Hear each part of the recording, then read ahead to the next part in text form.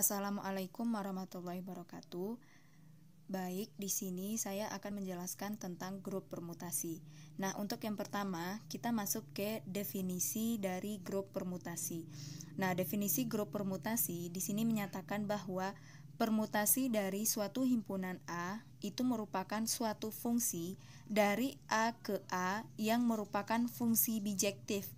Nah, fungsi bijektif ini merupakan fungsi satu-satu. Kemudian grup permutasi ini merupakan himpunan permutasi-permutasi dari A yang membentuk grup di bawah operasi komposisi fungsi. Jadi intinya pada grup permutasi ini itu merupakan suatu himpunan A yang mana fungsinya itu adalah dari A ke A yang merupakan fungsi bijektif atau dia itu mempunyai pasangan satu-satu. Nah, untuk lebih jelasnya kita masuk ke contoh. Contohnya di sini didefinisikan bahwa alfa adalah suatu permutasi dari himpunan 1, 2, 3, dan 4 yang diberikan dengan alfa 1 sama dengan 2, alfa 2 sama dengan 3, alfa 3 sama dengan 1, alfa 4 sama dengan 4. Nah, untuk menyelesaikannya maksudnya di sini yaitu dari yang soalnya yang ini kita dapat membuatnya secara diagram itu adalah A1, di sini saya misalkan saja A itu adalah 1, 2, 3, 4. A dipasangkan dengan A. Kita tahu bahwa untuk alfa 1 ini merupakan fungsi alfa ya. Alfa. Untuk alfa 1 itu 2, berarti 1 alfa 1 ini dipasangkan ke 2. Kemudian alfa 2 itu sama dengan 3, berarti alfa 2 ini kita pasangkan ke 3. Kemudian alfa 3 itu sama dengan 1, maka alfa 3 ini kita pasangkan ke 1. Kemudian alfa 4 itu sama dengan 4, maka alfa 4 itu sama dengan 4. Itu dapat kita tuliskan secara diagram. Tetapi di sini kita akan menuliskannya itu dalam bentuk matriks. Dalam bentuk matriks itu adalah alfa sama dengan kita tuliskan yang diketahui di soal yaitu 1, 2, 3, 4. Nah, kita kan belum tahu yang untuk yang di bawah ini kan berapa. Tadi kan di soal dikatakan bahwa alfa 1 itu sama dengan 2. Maka ini kita buatkan alfa 1 sama dengan 2. Kemudian alfa 2 di soal itu diketahui sama dengan 3, makanya sini dituliskan 3, dan begitu juga dengan seterusnya. Alfa 3 itu adalah 1 dan alfa 4 itu adalah 4. Nah, sekarang kita masuk ke operasi komposisi pada suatu permutasi. Nah, contohnya operasi komposisi pada suatu permutasi yaitu misalnya sigma, diberikan sigma yaitu adalah 1, 2, 3, 4, 5, 2, 4, 3, 5, 1, dan gamma 1, 2, 3, 4, 5, 5, 4, 1, 2, 3.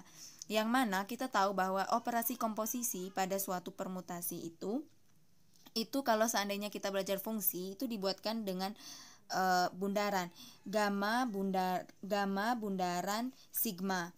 Tetapi kalau di dalam grup permutasi ini itu kita dapat menyimbolkannya dengan gamma sigma saja. Gamma sigma ini sudah melambangkan komposisi dari gamma bundaran dari sigma atau gamma komposisi sigma.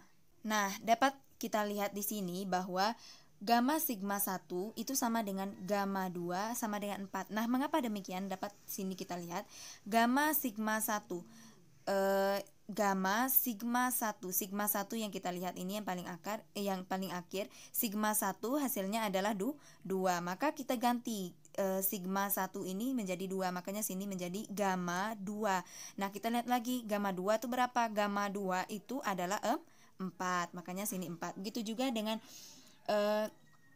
gamma sigma 2 itu sama dengan gamma 4. Kita lihat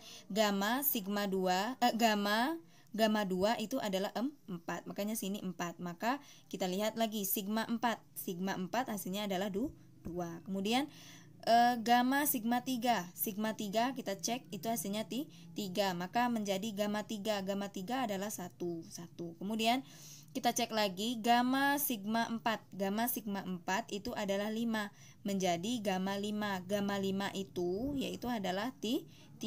Kemudian begitu juga dengan seterusnya gamma sigma 5 gamma sigma 5, kita lihat sigma 5 itu adalah 1, maka hasilnya itu adalah gamma 1. Sigma 5 tadi 1, kita cek sigma 1. Gamma 1 adalah 5, maka hasilnya adalah 4, 2, 1, 3, 5.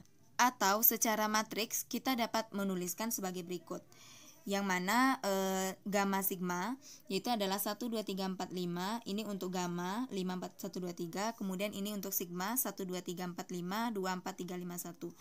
Nah, gamma komposisi dari sigma itu kita cek yang paling akhir. Yang paling akhir kita cek itu adalah 1, gamma 1 hasilnya adalah 2. Kita cek 2 di sigma, 2 hasilnya 4, makanya sini 4. Untuk yang atas tetap 1, 2, 3, 4, 5. Kemudian kita cek lagi 2 yaitu 4. Kita lihat di 4 sini, 4 itu 2. Begitu juga dengan kita cek lagi yang untuk yang kolom ketiga, 3 ketiga, berarti ini 3 sini memperoleh 1, makanya sini 1. Kemudian 4 itu adalah 5, kita cek sini 5 itu adalah 3, maka hasilnya adalah 3. Kemudian yang terakhir 5 itu adalah 1, kita cek sini hasilnya adalah 5, maka hasil yang kita peroleh untuk gamma sigma yaitu adalah 4, 2, 1, 3, 5. Nah, selanjutnya kita masuk ke contoh grup permutasi. Contoh dari grup permutasi yaitu pada grup simetri S3. Nah, grup simetri S3 ini merupakan himpunan semua permutasi dari 1, 2, 3 ke 1, 2, 3. Nah, di sini yaitu adalah kita memperoleh untuk epsilonnya atau identitasnya itu adalah 1, 2, 3, 1, 2, 3. Kemudian alfanya adalah 1, 2, 3, 2, 3, 1. Kemudian alfa kuadrat 1, 2, 3, 3, 1, 2. Kemudian beta 1, 2, 3, 1, 3, 2. Kemudian alfa beta itu adalah 1, 2, 3, 2, 1, 3. Kemudian alfa kuadrat beta 1, 2, 3, 3, 2, 1. Nah, ini sudah diketahui pada soal untuk grup simetri S3. Di sini dikatakan bahwa beta alfa itu adalah 1, 2, 3, 3, 2, 1. Nah, ini diperoleh dari mana? Ini kita peroleh dari beta alfa. Ingat, untuk pengoperasiannya sama seperti tadi sebelumnya yang sudah saya jelaskan. Beta alfa, berarti kita fokusnya ke alfa. Yang paling akhir ya, yang paling akhir kan alfa. 1, 2, hasilnya adalah 1, 2. Berarti kita lihat 2 di beta hasilnya 3, makanya sini 3. Kemudian untuk yang kedua 2, 3 di beta hasilnya 2. Kemudian yang terakhir 3, 1 berarti kita cek beta 1 itu adalah 1, makanya kita peroleh beta alfa ini adalah 1, 2, 3, 3, 2, 1. Ini sama dengan alfa kuadrat beta. Kenapa dia sama dengan alfa kuadrat beta? Dapat kita lihat di sini. Alfa kuadrat beta itu nilainya adalah 1, 2, 3 dan 3, 2, 1. Begitu juga dengan beta alfa. Maka dapat kita kesimpulan bahwa beta alfa itu sama dengan alfa kuadrat beta dan dia itu tidak sama dengan alfa beta. Kalau alfa beta 1, 2, 3, 2, 1, 3. Dia itu tidak sama. Karena, mengapa dia tidak sama? Karena S3 ini merupakan non-abelian. Nah, sekarang kita akan membuktikan bahwa grup simetri S3 itu dia itu memang merupakan grup. Ingat, syarat dari grup yang pertama untuk terhadap komposisi, yang pertama itu adalah komposisinya itu merupakan asosiatif. Sudah jelas bahwa untuk grup simetri S3 itu merupakan komposisi asosiatif.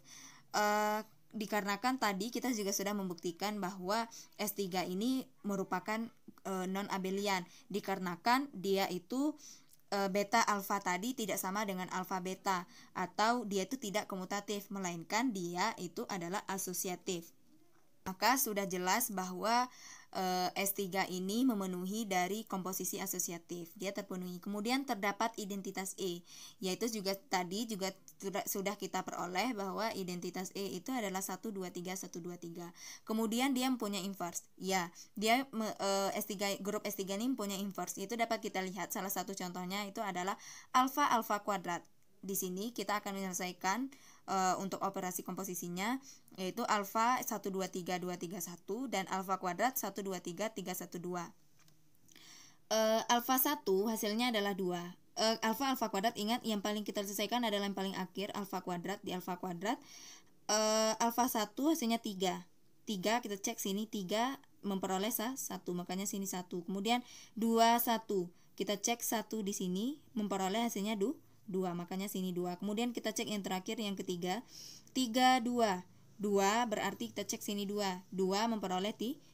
Maka 123 ini merupakan nilai dari F epsilon atau nilai E-nya atau identitasnya. Nah, kita tahu bahwa inverse ini merupakan kebalikan. Jadi di sini kita balik.